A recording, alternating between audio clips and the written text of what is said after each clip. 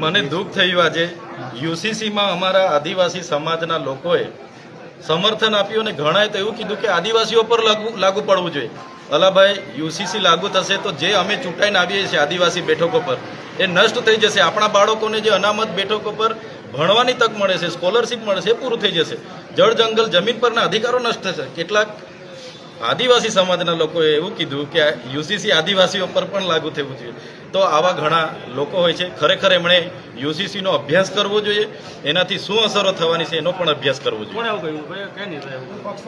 મેં કોઈ વ્યક્તિગત નામ નહીં લેમ, પણ ઘણા આદિવાસી આગેવાનો એવું કીધું કે યુસીસીમાં આદિવાસીઓનો પણ સમાવેશ કરવો જોઈએ. જે દિવસે આદિવાસીઓનો સમાવેશ થશે, શૈક્ષણિક અને રાજકીય જે અનામત મળે છે, અમારા છોકરાઓ અનામત બેઠકો પર ભણે, નોકરી કરે, અમે જે અનામત બેઠકો પર ચૂંટાઈને આવીએ છીએ નષ્ટ થશે.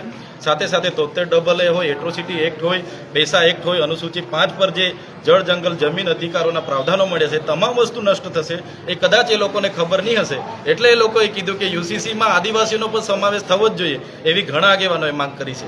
તમારી દ્રષ્ટિએ શું લાગે છે કે